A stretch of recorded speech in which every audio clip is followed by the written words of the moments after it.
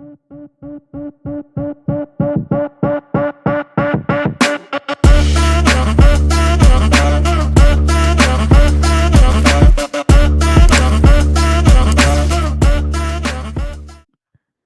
so it's for discipline that we have to endure.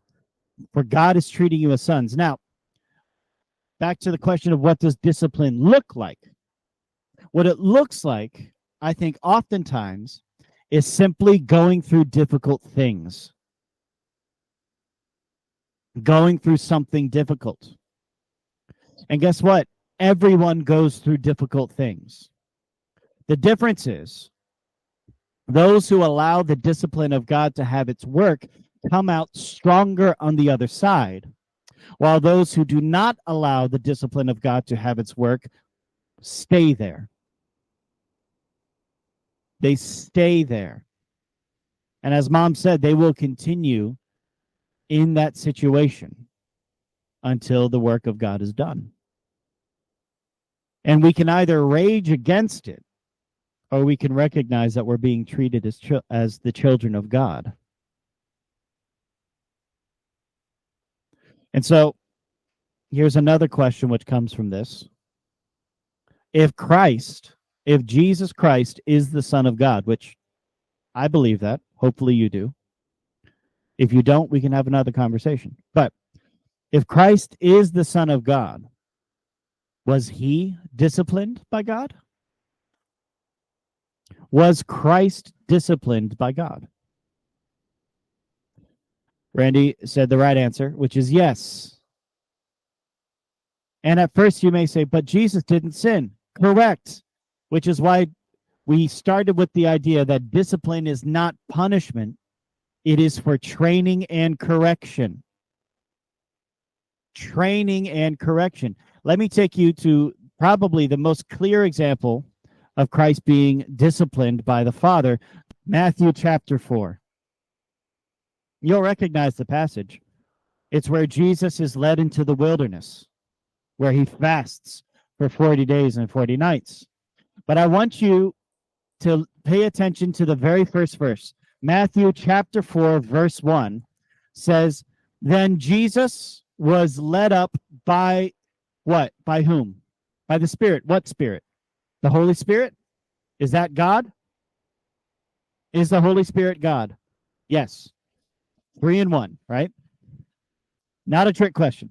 The Trinity, the Holy Spirit, Jesus, God, same thing, right? The Holy Spirit. He is led up by the Holy Spirit into the wilderness for what purpose? To be tempted by the devil. Now, hold on a second. Why would Jesus be led up to be tempted? That seems weird.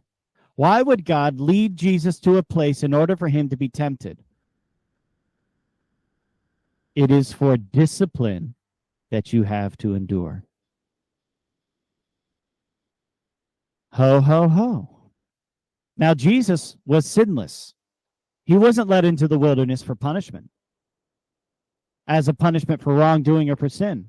And he didn't sin while in the wilderness, but he was led there to be tempted.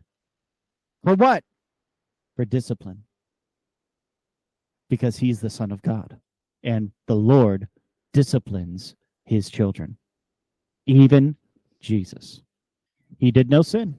You see, it was not God who tempted him. It was not God who tempted him, but God knew that the tempter would come.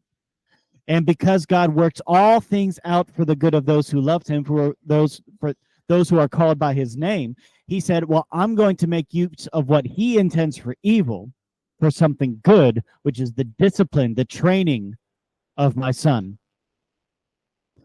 And Jesus endured 40 days and 40 nights of fasting. He endured the temptation and did not fall into it. And that's what the Bible tells us here in Hebrews earlier on. It says that Jesus had to endure temptation just as we have to endure temptation. Why? For discipline. Because that's how you are trained. The testing of your faith produces endurance, produces the ability to stand firm in the face of opposition. And when that has its full and perfect work, you are made perfect. That's what James says. Again, we go back to James all the time. James is such an important book, as opposed to all the other books. James 1. Count it all joy when you meet various trials, for you know that the testing of your faith produces steadfastness. That is also translated endurance, also translated patience. And let steadfastness have its full effect. Somebody say full effect. Say that again. Let steadfastness have its full effect. How would steadfastness have its full effect? By going all the way through it, not tapping out in the middle, not calling it quits before it's done, finishing the race. Let it have its full effect, that you may be perfect and complete, lacking in nothing. We must endure the trials and the tribulations, knowing that it is not God who brings temptation to us, but it is God who will make use of all these things to strengthen his people, that they may be perfect, complete, and lacking in nothing.